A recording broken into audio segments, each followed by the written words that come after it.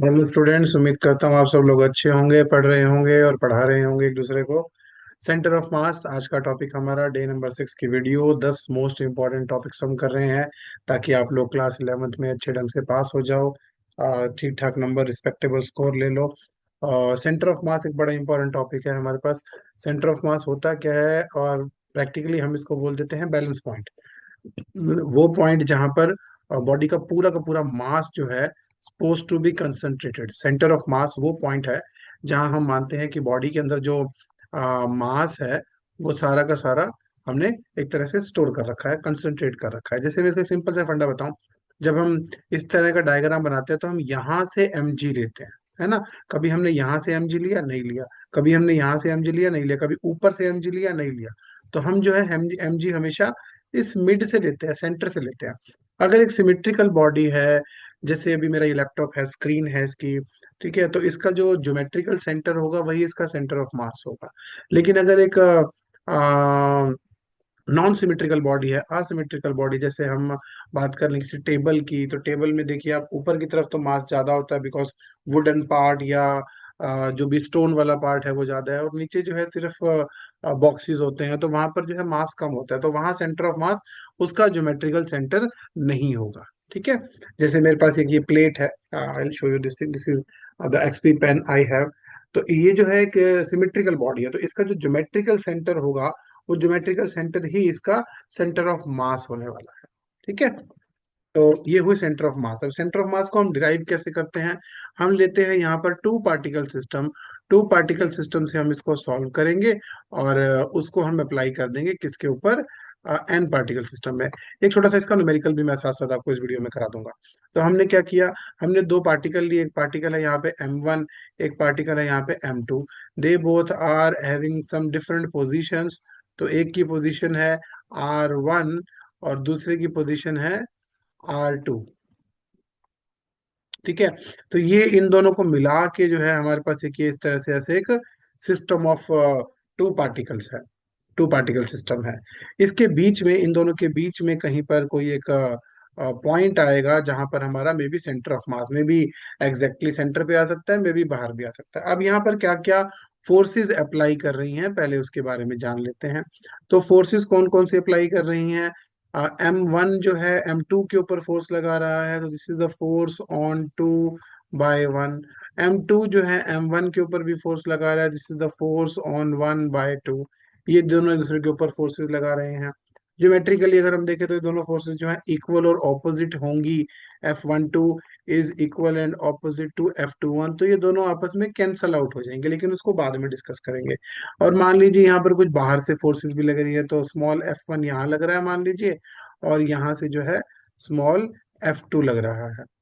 तो ये टोटल हमारे पास चार फोर्सेस हैं। तो हम क्या लिखेंगे? Total force on the system.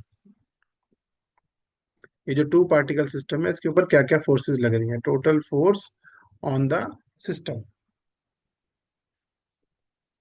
जी। तो टोटल फोर्स क्या क्या है?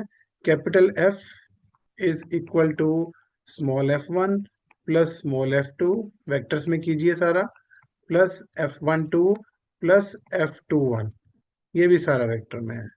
अब अगर हम इसको ध्यान से समझे तो हमने अभी भी बोला था कि ये दोनों इक्वल होंगी, तो ये आपस में कैंसल आउट हो जाएंगी। तो हमारे पास फोर्सेस क्या बचेंगी? हमारे पास सिर्फ फोर्स बचेगी capital F is equal to F1 plus F2। देखो यहीं से एक चीज प्रूफ होती है कि जो टोटल फोर्स है उसमें सिर्फ और सिर्फ एक्सटर्नल फोर्स ही एक्टिव रहेगी। एक्सटर्नल फोर्स ही एक्टिव रहेगी, इंटरनल फोर्सेस कैंसल आउट हो जाएंगी। अब फोर्स क्या होता है? फोर्स होता है मास इंटू एक्सेलरेशन। ठीक है। थोड़ा सा शॉर्टकट करूंगा यहाँ पे ताकि आप लोग इसको समझ लें। एक्सेलरेशन क्या होता है? एक्सेलरेशन होता है वेलोसिटी अपॉन टाइम। और वेलोसिटी क्या होता है? वेलोसिटी होता है डिस्प्लेसमेंट अपॉन टाइम। तो डिस्प्लेसमेंट को हमने यहाँ dr ले लिया। हम इन सारी चीजों को इकट्ठा कर देंगे तो हमारे पास एक्सेलरेशन का फॉर्मूला बन जाएगा d2r, डबल डिफरेंशिएशन जिसको बोलते हैं, डिवाइड बाय dt²। और ये हमने यहाँ पे इकट्ठा कर दिया, तो ये क्या हो गया? m into d2r divide by dt² is equal to, ये F1 है, ये सिर्फ छोटे पार्टिकल का है, m1 into d2r1 by dt² plus m2 into d2r2 by D T square. ये हमने क्या किया है, उन सब की जगह पे इसको पुट कर लिए। ये सारा जो है हमारा सेंटर ऑफ मास की पोजीशन निकालने के लिए है हमारे पास। तो अब हम क्या करेंगे, देखिए ध्यान से देखिए। हम इस डबल डिफरेंशिएशन को एक तरह से कॉमन निकालने की कोशिश कर रहे हैं।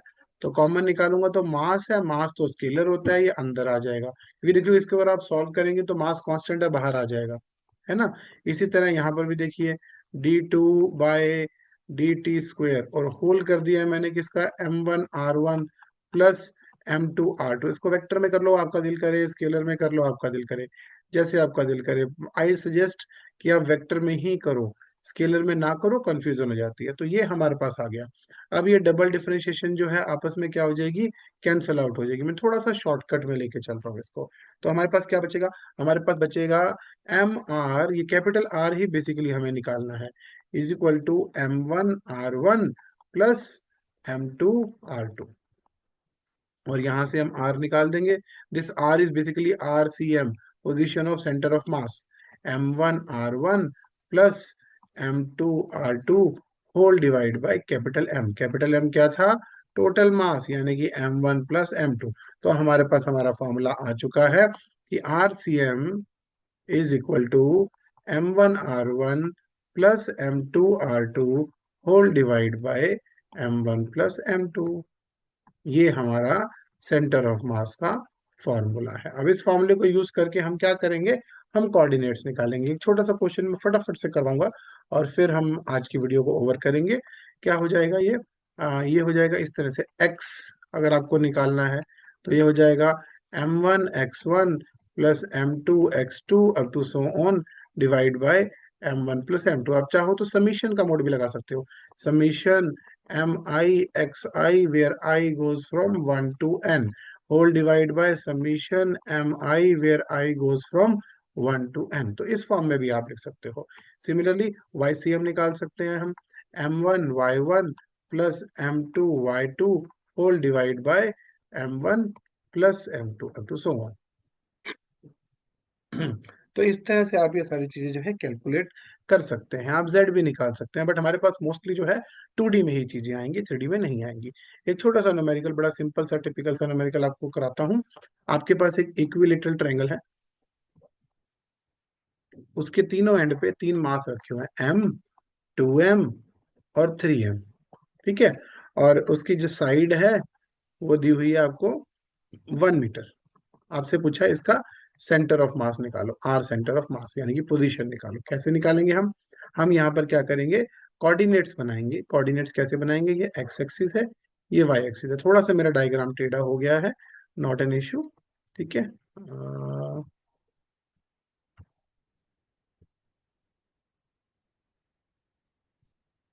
ठीक है, कोई बात नहीं, नो इश्यूज। सो ये हो जाएगा हमारा, यहाँ पे m ले लिया, यहाँ पे 2m ले लिया और यहाँ पे 3m ले लिया। देखो आप ऊपर भी 2m ले सकते हो, कोई इशू नहीं है। उससे थोड़ा सा ना हमारे सेंटर ऑफ मास की पोजीशन में डिफरेंस आ सकता है। ये हो गया 0 0 कोऑर्डिनेट। ये क्या था, 1 मीटर 1 मीटर 1 मीटर। तो ये क्या हो जाएगा हमारा कोऑर्डिनेट, 1,0 एक्स की वैल्यू में चेंज आएगा। अब सबसे इंपॉर्टेंट है ये थर्ड कोऑर्डिनेट। मैथ्स आप सब लोगों ने पढ़ा है, नहीं पढ़ा तो मैं आपको पढ़ा देता हूँ। यहाँ से एक परपेंडिकुलर ड्रॉ करूंगा अगर, तो ये इसको हाफ में कट करेगी, है ना। तो एक्स का कोऑर्डिनेट तो आ गया 1/2, और वाई का कोऑर्डिनेट आपको निकालना पड़ेगा। ये एंगल है 60 डिग्री। आप इससे भी निकाल सकते हो, पाइथागोरस थ्योरम भी लगा सकते हो। तो मैं पाइथागोरस थ्योरम ज्यादा प्रेफर करता हूँ। 1 का स्क्वायर माइनस 1/2 का होल स्क्वायर और इस सारे का रूट, ये हमारे पास वैल्यू आ जाएगी उसकी। तो 1 - 1/4 यानी कि √3/2।